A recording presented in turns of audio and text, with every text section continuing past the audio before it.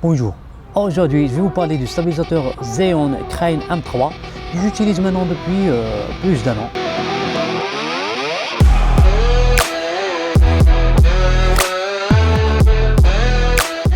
C'est un stabilisateur compact, léger et de tout terrain. J'ai eu l'occasion de l'utiliser avec un Fujifilm X-S10 et différents objectifs, ainsi qu'un Sony A7C avec l'objectif Make 30 mm f2 et même avec un Sony A7 IV avec l'objectif Sony 50 mm et le Make 30 mm et bien sûr avec un smartphone vu qu'il le permet. Le stabilisateur est sorti en novembre 2021, il y a maintenant 3 ans. Depuis plusieurs, les autres marques ont lancé des stabilisateurs légers similaires qui offrent de bonnes nouveautés, ainsi que son frère aussi M3S avec des petites améliorations, mais en termes de rapport qualité-prix, ce M3 reste une excellente option. Le stabilisateur il est idéal comme un deuxième stabilisateur ou pour les personnes comme moi qui ont un petit boîtier et aiment vlogger de temps en temps. Ils se déplacent souvent et font des vlogs ou des petites vidéos de voyage, aussi pour couvrir des événements un peu vite fait et pour ceux qui ont aussi un budget un peu serré, même s'il peut très bien convenir à des projets légèrement pro, mais pour un rendu esthétique, vaut mieux opter pour quelque chose de plus grand.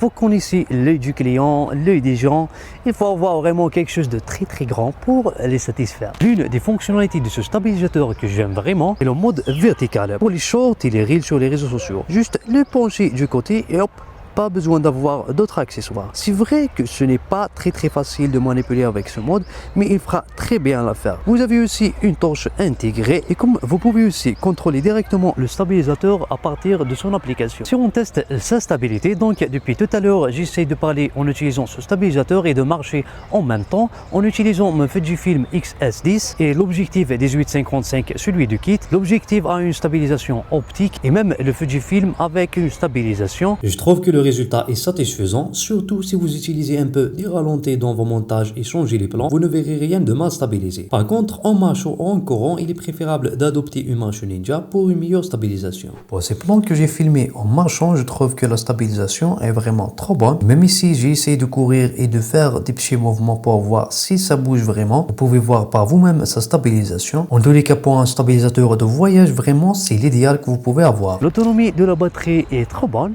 Je ne sais pas exactement combien ça tient, mais elle dépasse largement les 5 heures d'utilisation. Est-ce que ça vaut le coup en 2025? Pour répondre à cette question, nous devons d'abord clarifier certains points. Quels sont les stabilisateurs similaires disponibles au marché? Quelles sont les nouveautés et les différences? Et quel est votre budget? Après mes connaissances, nous avons le DJI RS3 Mini, le OM STD MT2 et le Xeon Crane M3S. Voici un tableau comparatif entre ces derniers. Concernant le poids, c'est presque le même pour les 4 stabilisateurs. Le Crane M3 et le OM peuvent supporter jusqu'à 1,2 kg, le Crane M3S jusqu'à 1,5 kg, par contre le RS3 Mini jusqu'à 2 kg. En termes de dimensions, le RS3 Mini légèrement plus grand que les Xeon. Les dimensions de OM ne sont pas spécifiées, mais je dirais qu'ils se situent entre le Xeon et le RS3 Mini. Pour l'autonomie de la batterie, les Xeon et le RS3 Mini offrent entre 7 à 10 heures d'utilisation, tandis que le OM peut durer jusqu'à 17 heures sans utiliser le mode EA, ce qui est une excellente nouveauté. Le OM dispose également d'un suivi EA intégré qui est une véritable évolution. Les 3 stabilisateurs ont un écran OLED tandis que le RS3 Mini dispose d'un écran couleur de 1,4 pouces. En ce qui concerne les modes de stabilisation, les 4 proposent des modes similaires à ceux qu'on trouve dans la plupart des stabilisateurs, mais le OM se distingue par son intégration EA. Enfin, les Xeon et le OM sont équipés d'une torche intégrée tandis que le RS3 Mini n'en a pas. Attention!